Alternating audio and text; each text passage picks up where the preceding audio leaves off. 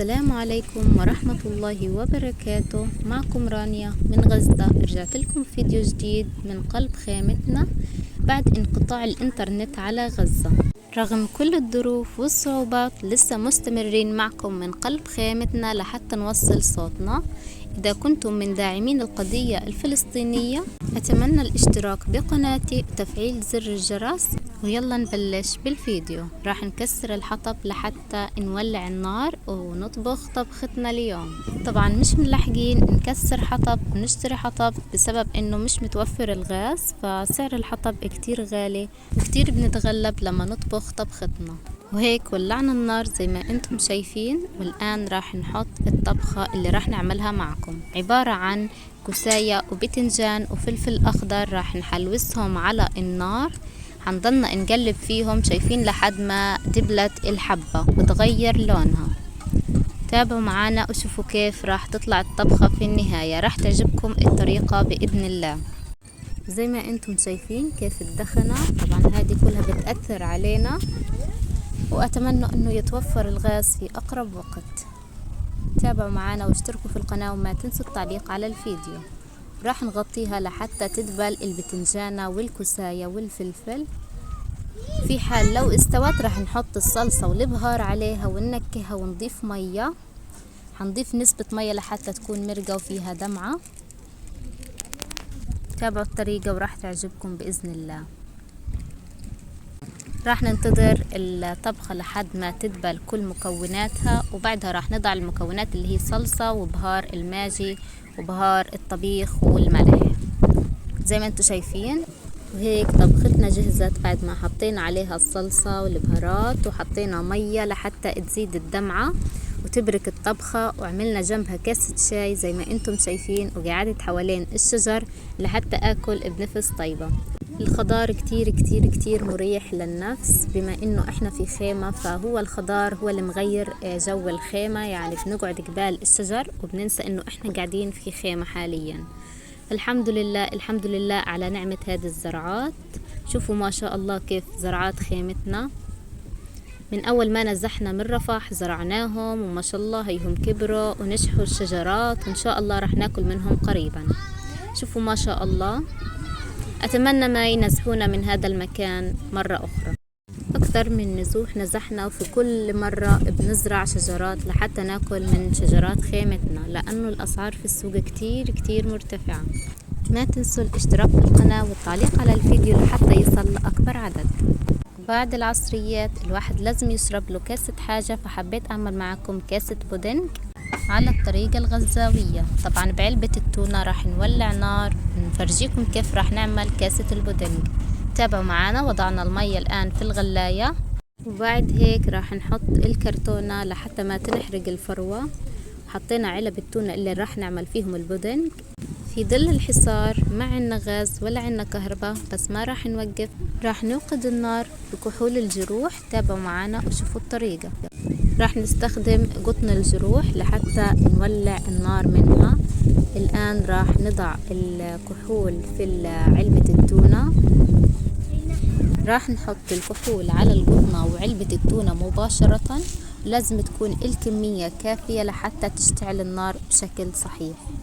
يجب انكم تدبوها يعني كحول لحتى تضلها شعلة النار. لأول مرة أجربها. تابعوا إن شاء الله بتنجح معنا الطريقة. طبعا هيك بنبخ الكحول في معلبة التونة زي ما انتم شايفين. والآن راح نجيب القداحة ونشعل القطنة لحتى تولع النار ونعمل كاسة البودنج.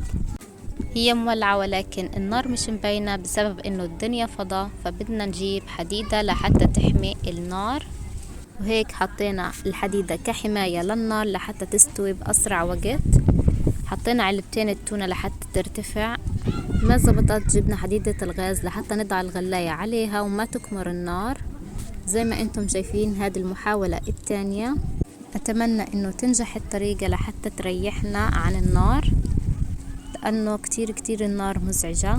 فهذه الطريقة أفضل من انه نولع نار لا فيها دخنة ولا فيها حاجة، وطريقة ممتازة لأي حدا. كاسة سريعة بتعمليها عليها. هي بتاخد معك وقت ولكن أفضل من النار. الآن راح نضع الشوكو. صلوا على النبي. حين وضعنا الشوكو هنحط كمان معلقة شوكو، وبعدها راح نحط معلقة نشا لحتى يجمد البودنج. شايفين كيف؟ حطينا الشوكو وحطينا النشا، والآن راح نحركهم. ما تنسوا التعليق على الفيديو لحتى يطلع لأكبر عدد، الاشتراك في القناة. وهيك حركنا البودنج.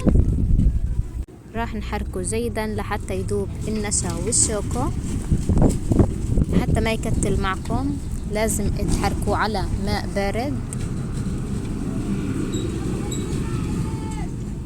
هيك بعد ما حركنا البودنج لسه ما استوى، راح نعمل محاولة أخرى لأنه ما زبط.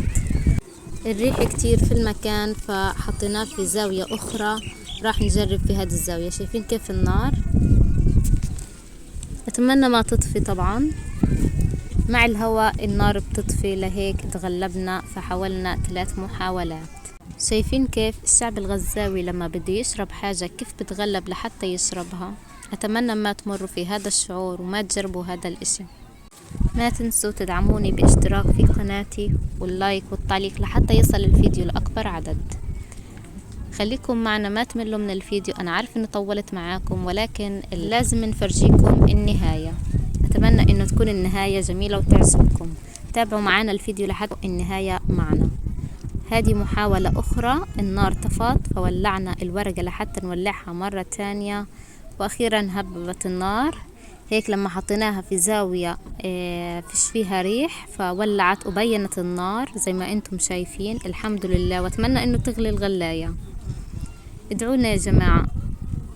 حطينا الحديدة والآن هنحط الغلاية وغطيناها لحتى تستوي على السريع، ينكمر البخار وتستوي الغلاية. وهيك جهزت الغلاية. راح نصبها معاكم بين الشجرات. طبعا الغلاية بدون سكر، بس زي ما انتم شفتم كاكاو ونشا. فالآن هذه حبة الشوكولاتة راح نحطها على الوجه، منه بتحلي ومنه منظر لحتى يعجبكم الفيديو. نحاول نسعى بقدر المستطاع انه نعمل اشياء تعجبكم حتى ما تملوا من الفيديو. تعجبكم قناتي وتشتركوا في قناتي. شايفين كيف صارت؟ وهيك جهزت معكم كاسة البودنج بعد معاناة وبعد محاولات كتيرة لحتى تزبط الكاسة. الحمد لله زبطت وطلعت زاكية، وشكرا لكم على المشاهدة. ما تنسوا الاشتراك في قناتي وتفعيل زر الجرس لحتى يصلكم كل جديد، والتعليق على الفيديو لحتى يصل لأكبر عدد. وهيك انتهينا من الفيديو. ان شاء الله يكون عجبكم. نلقاكم في فيديو آخر، والسلام عليكم ورحمة الله وبركاته.